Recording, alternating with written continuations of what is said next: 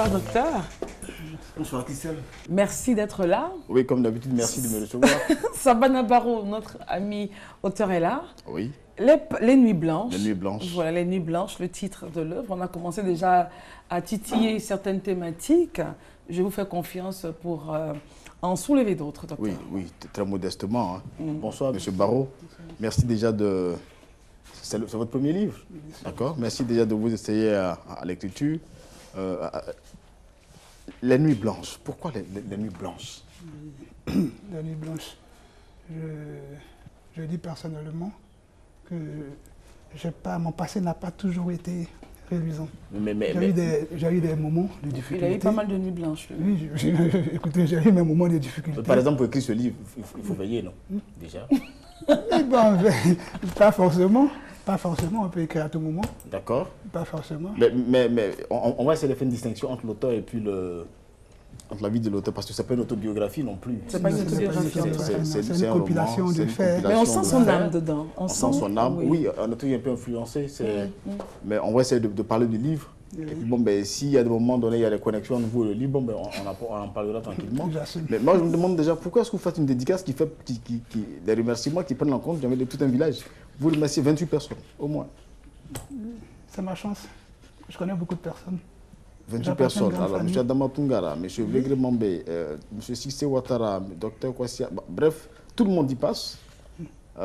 Toutes ces personnes, si on les rapporte à votre vie, elles n'ont pas aidé à stabiliser la nuit blanche. Elles ont aidé. Non. Au fait, on remercie quelqu'un. On peut remercier une personne, pas parce qu'elle vous a rendu service directement. C'est ça. Mais peut-être qu'elle a rendu service à une personne proche de vous. C'est ça. Donc par ricochet. Vous voyez. Tout comme on peut rendre service à quelqu'un parce qu'on estime que cette personne a fait beaucoup pour la communauté à laquelle on appartient. Okay. Oui. Tout comme moi, je remercie des personnes ici. Pourquoi? Parce que tous mes enseignants, en tout cas, qui ont contribué à mon bien-être, avec qui j'ai gardé de bons rapports. Ils sont dans le livre. Vous partez des orphelins. OK? Oui. Alors, 2 tentatives d'évasion, il a envoyé à l'orphelinat, il fait une première tentative d'évasion avec ses amis et les autres meurent. Et il y en a un qui meurt. Il y a un qui meurt. Donc, finalement, dans le chapitre 1, vous nous dévoilez les raisons pour lesquelles le premier est orphelin, mais ils sont 3 orphelins à entreprendre, n'est-ce pas, le cheminement. D'où la nécessité. Bon, vous avez expliqué à votre manière. Okay? Vous avez mis l'accent sur le premier orphelin, mais en fait, dans le chapitre, il n'est pas seul à faire la marche, puisqu'il y en a un qui meurt, finalement. Ils sont 3 Ils sont 3 au départ. Alors, pourquoi est-ce que vous en faites mourir ainsi tôt?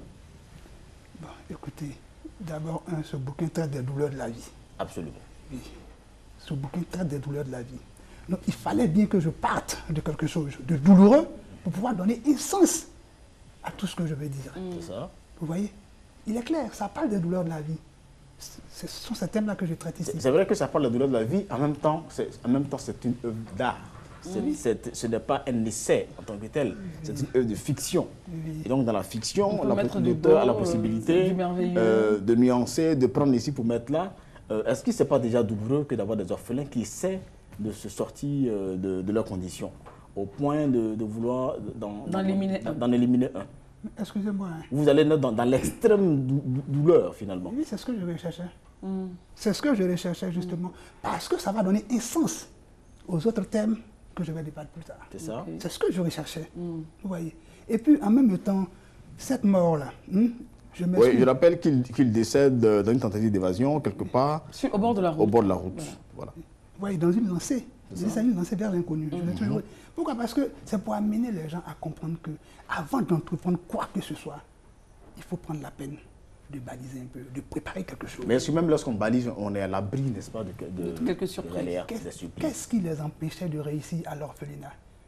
Dans la marche en arrière, on va en parler. Non, justement, c'est à vous qu'on pose la question. Non, mais puisque je ne peux pas bouiller les chapitres, je suis obligé d'évoluer à votre rythme. Non, non, pas à mon rythme, pas au nôtre, mais au vôtre. C'est vous qui êtes l'auteur. Donc, pour vous dire que quand ils étaient à l'orphelinat, les principes, le règlement intérieur, vous voyez, ils étaient littéralement marqués à la culotte. Il faut se laver à telle heure, il y a 1 heure, il faut manger. Quand on ne mange pas, trop de principes.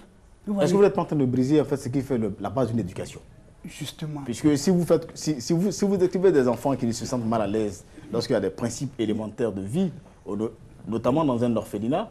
Alors, est-ce que c'est une critique, n'est-ce pas, de l'institution qui est l'orphelinat? C'est une critique de l'éducation que vous donne la société? Ou des enfants. Qu'est-ce que vous faites comme critique, finalement? En fait, les critiques, ce sont les enfants eux-mêmes. D'accord. Vous voyez, ce sont les enfants eux-mêmes. Et excusez-moi, je suis instituteur. D'accord.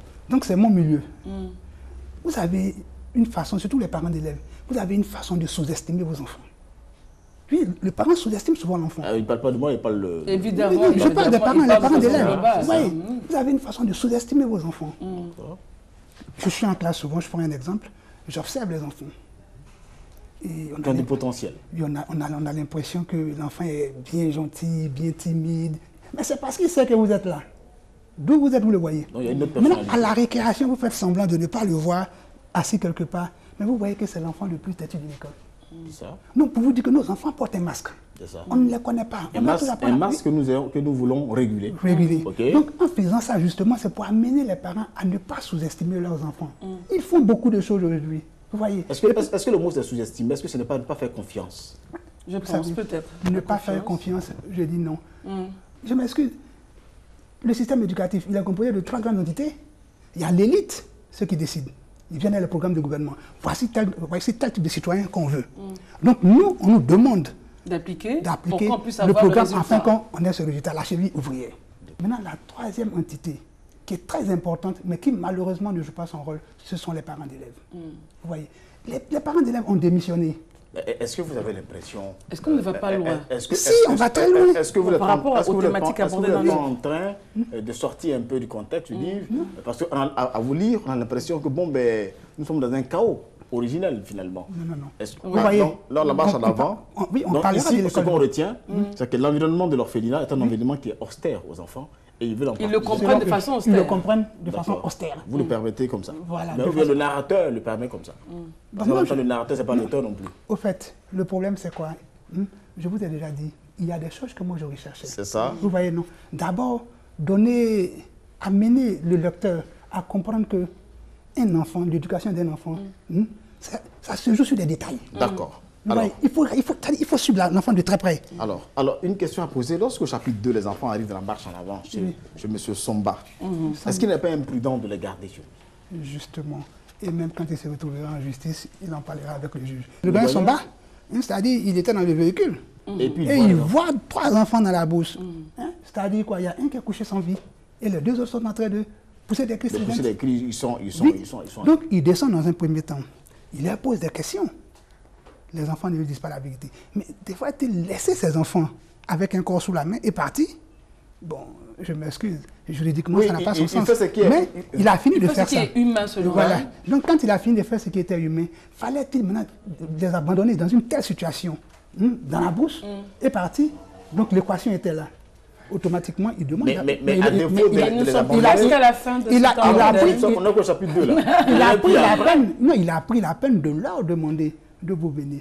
Mais comme lui-même il est dit quelque Évidemment. part, Parce que 2 précautions ne valent pas mieux qu'une. En leur demandant, ils ne pouvaient pas se satisfaire de leur réponse, puisque c'était des enfants en écoutez, détresse.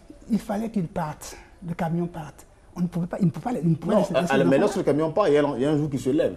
Oui, Le justement. lendemain, le vieux Somba aurait pu On aurait pu faire des actions. faire des justement, actions. Il y a un essayer corps de quand même demander, qui est resté parce derrière. qu'il leur a demandé, ils ont été bien clairs avec nous sommes des orphelins, on a tenté l'aventure, mais ce n'est pas une raison pour que vous vous retrouviez là. D'accord. Non, Surtout à Soko, avec l'environnement, Voilà. les travailleurs, tout ça. Des travailleurs, tout.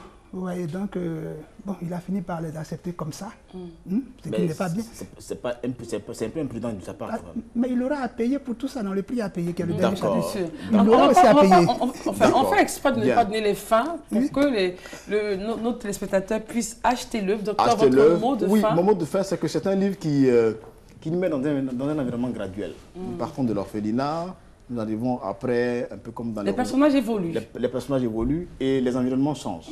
De l'environnement des enfants, l'orphelinat, etc., on arrive après à un environnement de travailleurs dans une industrie. Et là, on trouve la vie, n'est-ce pas, des travailleurs avec le syndicalisme, tout ça. Donc, il y a beaucoup de questions assez sérieuses quand même et assez difficiles qui sont traitées. Mais l'auteur trouve quand même le moyen de les traiter avec beaucoup de charisme, en fait. Il les aborde tranquillement. Et c'est un livre qui mérite d'être lu, surtout qu'il est sérieux. Il passe un peu en revue la société, la justice, la police, tout ça. Mais ici, rien ne reste gratuit et tout ce qu'on fait... Il y a une fin. Oui. Et on comprend mieux le titre. Voilà, et tout ce qu'on fait est payé en fait, cash. Tous les choix sont payés, donc c'est un livre à lire pour ne pas avoir de nuit blanche surtout. Voilà. Et comme le docteur Djé l'a dit, tous les choix, en fait, ont une conséquence. Et on le voit bien de façon graduelle dans l'œuvre Les Nuits Blanches, une œuvre que nous vous recommandons. L'auteur Sabana Barrow est à son premier essai. Et en tout cas, on vous le conseille aisément. Ça se lit facilement. Oui. C'est écrit de façon très simple. Oui, le papier est bon. Voilà. Une bonne texture du papier. Et puis la forme aussi, la police d'écriture. La police, oui, la police, c'est visible. Voilà. En tout cas, c'est un livre qui est bien monté. D'accord. Qui est bien monté. Merci d'être venu. Merci beaucoup de nous avoir suivis. On se retrouvera jeudi prochain. Bonsoir.